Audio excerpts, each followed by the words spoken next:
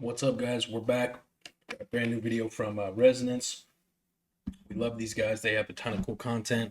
It's always dubbed in English and some just really cool perspectives and point of views. So we're going to watch this video. It looks like it's some kind of an assault. It says the Ukrainians conducted a successful attack. Opponent answers questions. So I don't know exactly what that means, but I think it'll be great as always. Couple things real quick. I got a shout out to all the members. Thank you guys. You make what I do on this channel, what I'm possible, right? You allow me to continue making this kind of content, so I really appreciate it. Thank you guys. The more and more people we can get watching these videos and seeing what's going on here in Ukraine, the better, right? Because when it's on the forefront of your mind, you're not going to forget about it. When it's out of sight, it's out of mind. And right now, the Ukrainian conflict is very much out of sight on the media between the CEO shooter and, gosh, I mean, really, you name it. And the last crazy thing Trump said, whatever Kamala or Biden are fumbling over, you know what I mean? But you don't see much about Ukraine anymore. So I think these videos are more crucial than ever. Please like, share, subscribe. I've got to give a huge shout out to my boy Moose from Sweden. Came through actually as a viewer, subscriber, came through to Ukraine. We met and now he's actually on the same team as I am. So big shout out to you and your boys. Anyways, I'll introduce myself, then we'll jump into this video. Also, if you are considering coming to Ukraine, hit me up in my email. I've got some pretty cool opportunities for you. So my name is Saxon. I go by Vegas here in Ukraine. I joined the International Legion for the defense of Ukraine in January of 2023. I was in 1st Battalion Charlie Company, 3rd Platoon. Right?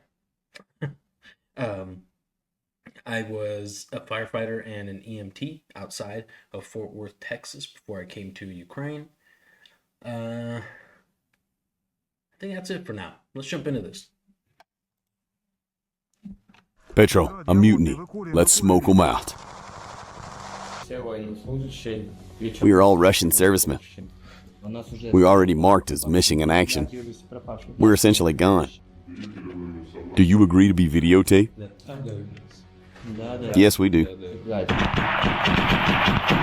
Just like that. Do you know where you are? We know we went through Luhansk. Then we got dropped off the truck and shown where to go. And this is it. Come here quickly. In this episode, you will see interviews with Russian POWs captured by the 3rd Assault Brigade in the Kharkiv sector. Why did they go to war, and for what money? Several days of military training, unfulfilled promises, commanders whom no one saw but only heard on the radio, hell on the front line, a ban on rescuing the wounded, desertion, and why some of the occupiers do not reject the possibility of being back in Ukraine after the exchange. They will tell about this and more in the video. Are you mobilized or contractor? I signed the contract.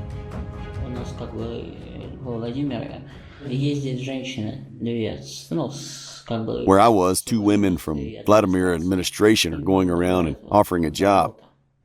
Do many people follow for it?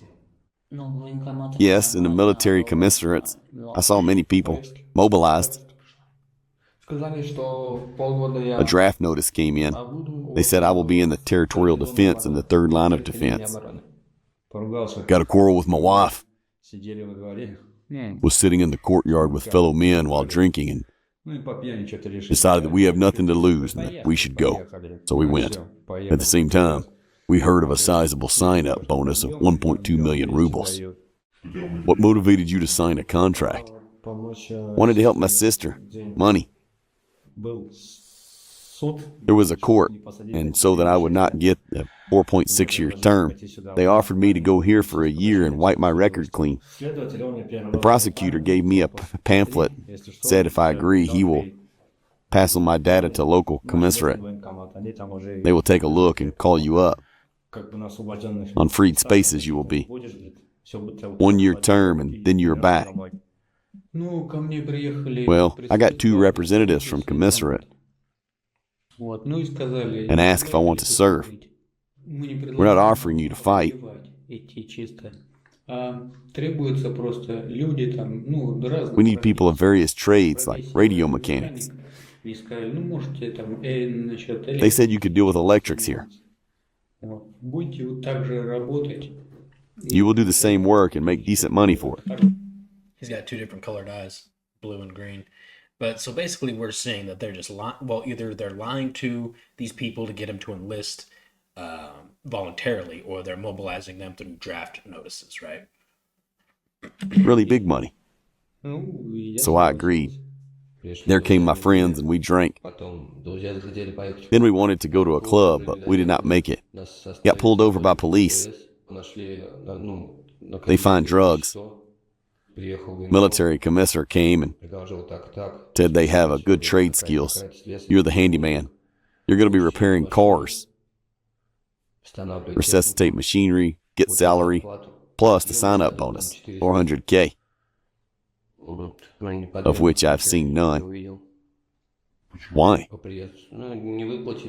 They paid me nothing then, and when I came here, all was snatched from me. Phone, bank card, passport, everything.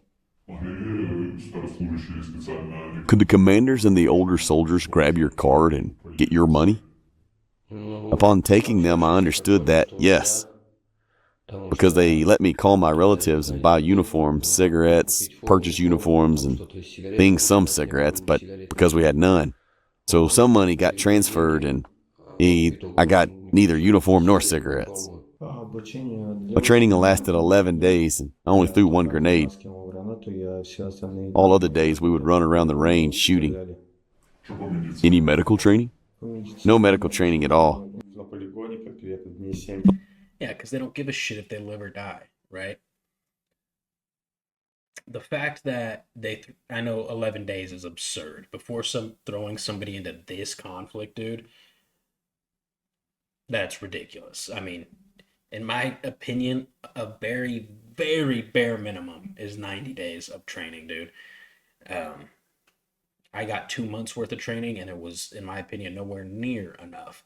But at the same time, you learn exponentially when you're actually out there on the front. So I think sometimes, trial by fire is a decent tactic when it comes to learning, but this trial by fire could very well just get you killed, right? So it's there's got to be a balance in that sense, but 11 days is ridiculous. The fact that he said we're running around shooting our rifles means that they're giving them live ammunition, which means they are still not running too low on ammunition. If they're letting recruits they don't give a shit about fire live rounds, right? So they're still getting supplied plenty from, I would imagine, North Korea, Iran, probably China that we don't know about. On the range, we spent 7 days. Of these 7 days, maybe 2 or 3 on the range, we would paint their things, clean up things, move the logs. Engineering, medical help was absent. Fighting tactics was not there. How many magazines have you shot in total? Similarly, 4 magazines? 7 or 8 days I was there. I recall 3 or 4 days we would shovel things around. Never shot even once. Okay, maybe I was wrong. Neither rifle nor threw a grenade. We never got our turn to reach us. Only one day we went to the range. On the 22nd, we were told to collect belongings. You're going. So that was the whole training. We loaded into Ural, went to Luhansk. I was on sick leave after tearing some ligaments. We could barely walk, but nevertheless, we all got loaded and moved.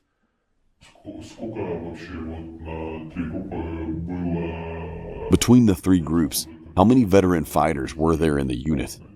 Not a single one. Maybe someone had served before, but we didn't have a lot of those. When we came, those fighters, they were all different to all okay in taste. So, speaking some oldies, Uzbeks of 63 years old who could barely move. Some were motivated to fight. Those who were younger, those 19, 20, 21, 22-year-olds. Did you have the lads to decide to desert? Yes, many went on vacation. After the vacation, they would not come back.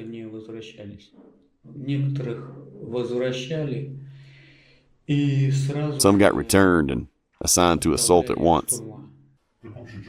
How often do the commanders show up on positions? On positions, we have not even seen one. Just the simple soldiers. Never see the commanders there.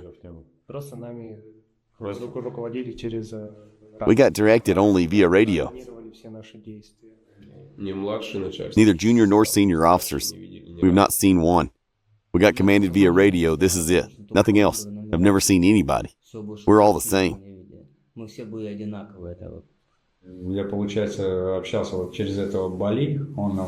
I was communicating via Bali.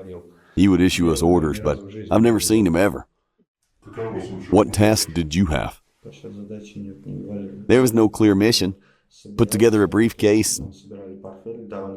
They would give a briefcase, a radio, and would say to start moving, directed by radio. We would move.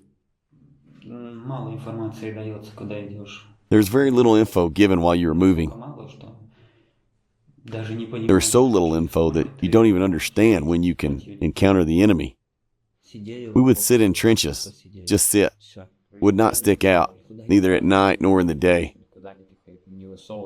Don't stick out, because our own military was working. Why your own artillery would work against you? We don't know. Did you try to get in touch with your commander? He said at once to sit tight, don't go anywhere because our artillery is working. That's it. There was no food. We would collect water from a local rocket crater. The water was oily and would run there and get some water.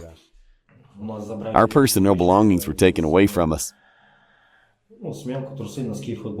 Said we could only take... These guys are haggard, dude. I mean, each one of them just looks beat to shit. Underwear, shorts, socks, not a lot of things. Take a rifle, vest, and 4 grenades. What? And they're all wearing these hoodies under their uniforms, which means that's what they're given for their winter uniform. Not the hoodies, probably, but you know the fatigues they have on. That's what they're wearing. That's what they're given for their winter uniform. Nothing else. And I will tell you, it is cold as shit out here. And it's the colder the further east you go. What was your group's task? None. They just said, frankly, not to even shoot, just run to this place or that gets pointed. So, I mean, what it sounds like to me is they're using these soldiers and leading them into areas to try to find the Ukrainian positions. Basically running these guys until they get like, hey, all right, move 100 meters straight. Now move 20 meters to your left. And if they get shot and killed, they're like, okay, they'll mark on a map, Ukrainian position here. That's what it seems like they're doing with these guys, considering they're giving them no mission, no objectives, no food, no water. They're literally just using them as disposable scouts. They said remove the plates from the vest so that you could run easier.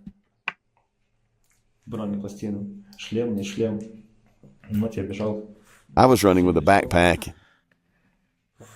in the vest with no plates. I had 1 radio on the chest and 2 radios in the backpack. They said I need to pass them on.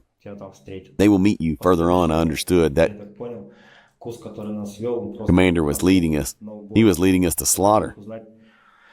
He wanted to know where your positions are exactly. On the radio, I heard one is 300, another 200.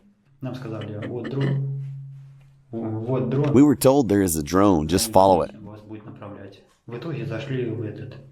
Eventually, he got us into the Ukrainians' position. It so happened that when we approached, there was some shooting. Naturally, we didn't understand what to do. Panic. There were 3 of us. И тут у меня, We ran forward естественно, and камень I не froze. шевелился. I paused. И я This is what saved my life. и спасло. Присел, I sat, сказали, crouched. They said surrender. I chose to surrender. We ran into the kindergarten basement. There were 20 of us and 10 more were there. We spent a night there. There were very, very many corpses. We would move out one by one, directed by drone and radio. They would tell us where to run. In 5 minutes, I saw 5 people who would go uphill. I ran away and dropped off the briefcase, the vest, threw away the rifle. Ran, went into a basement, and spent the night there. By morning, I had no help from my own. A grenade flew in the morning, and I took the radio and said, "Don't shoot me, I'm surrendering." I came out. They told me to hold my hands up. There were guys from Ukraine. We were surrounded by Ukrainians. They would throw grenades, RPG shooting, rifles.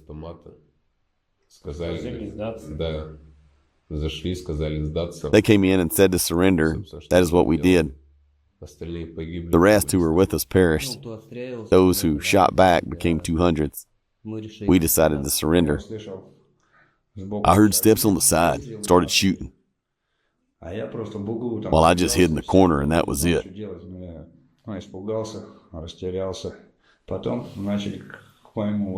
I didn't know what to do. I got scared and lost, and then they started approaching my trench with shooting.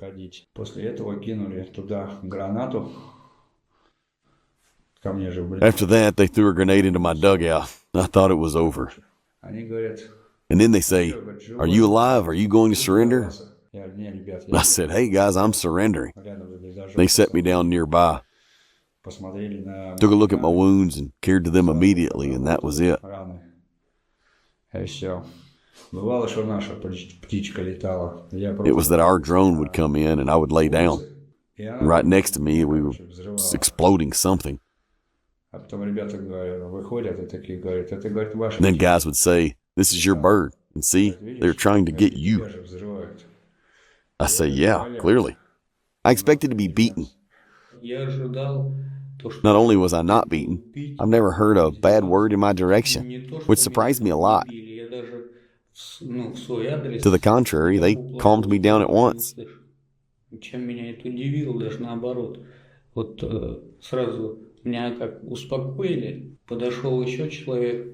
A person came to me and says, "I'm a medic and you're wounded. Any health issues?" I said I was not wounded, just fever. Naturally, we gave up arms, vest. We got water, cigarettes, calmed us down.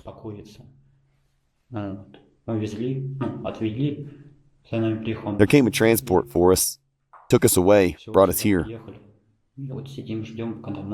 Sitting, waiting for exchange. Here we were also given water and food and cigarettes. When you moved around positions, have you seen many 200s and 300s?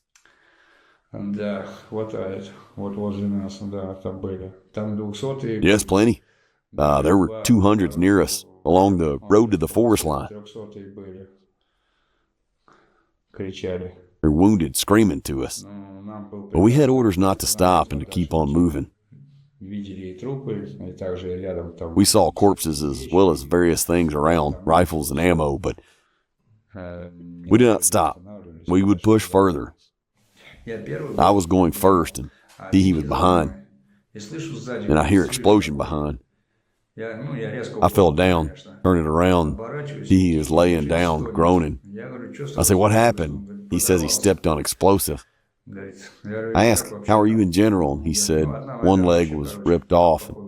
The second one was a bit scratched." I take on the radio and talk to the commander. The commander is screaming, "Don't stop, keep moving." So it turns out that I left a person behind. This is inhumane. Посередине садика, в подвале. In the middle of the kindergarten basement, there were 10 to 12 corpses from older times, Вот наши только уже давно лежат. Кто-то на bloated, лежат. laying there a long Давно time. лежит. Черные все. Why were they not being evacuated? Не могу понять. Я спрашивал. I don't know. I asked. They would not answer me. Уходили с полем. По полям там много. In the fields, there are fresher ones, and there are many ones that have been there for weeks, especially along the forest line. Их очень много там. Особенно вдоль лесополки. Не по полям, а в лесополках. As I was running from the kindergarten, there were many 300s. Даже один 300-й. One wounded was begging for help. I was told if you see it, keep going, because otherwise you can get a bullet too. Я говорю, почему не? I asked why there was no evacuation. I was told the wounded may evacuate by themselves. I said, in which sense like themselves? Just like that. Return to zero line where they started from. Any way they want. What if the person is missing half a leg? They say, we don't care. What is happening to those who come back?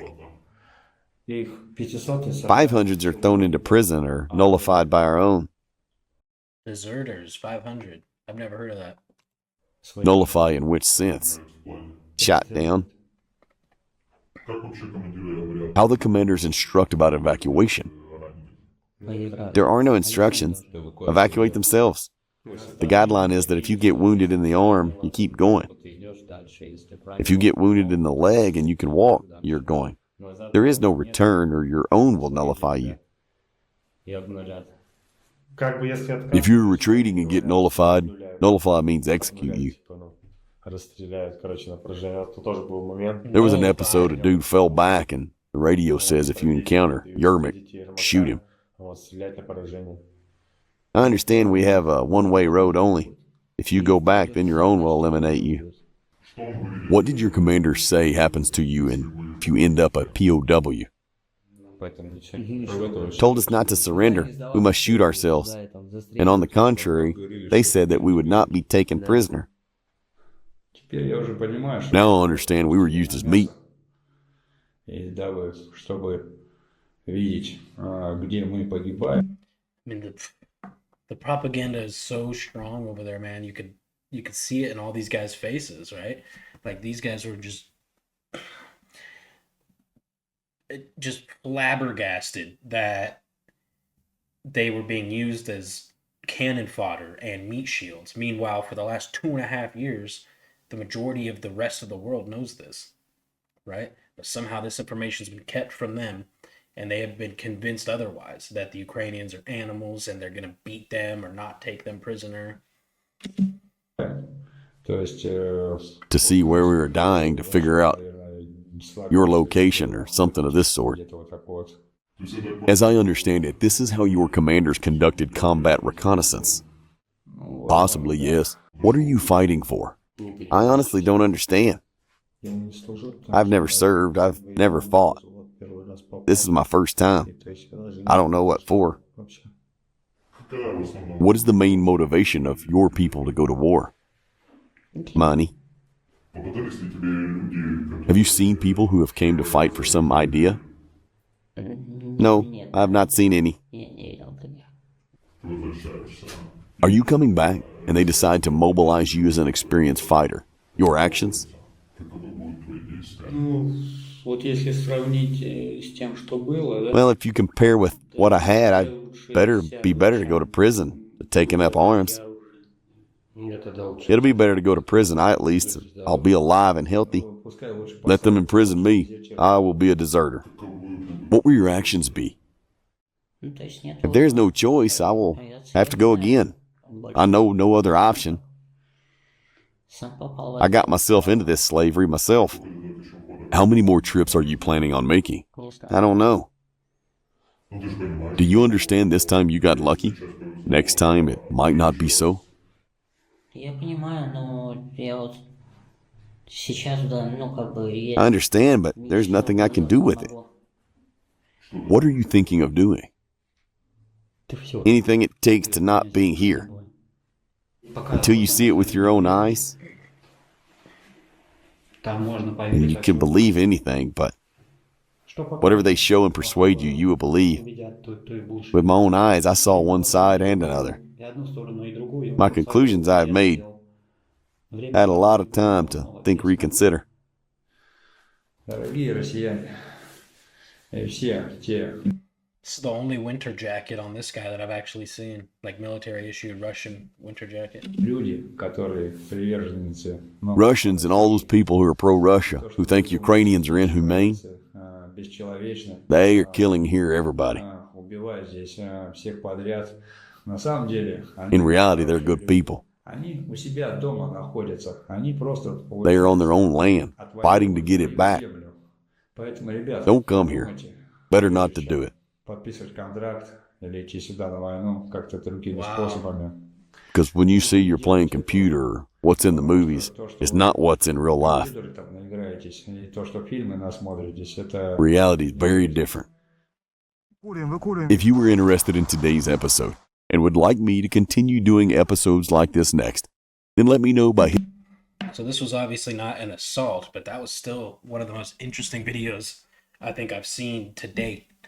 The fact that they just got Russian soldier, that specifically that one Russian soldier, but I think the rest would agree that to admit that the Ukrainians are not animals and they're actually nicer and taking better care of them than the Russian military was is incredible. That is a very big step to hopefully trying to break into that brainwashing, that veil of propaganda and brainwashing that's happening over and throughout Russia, right?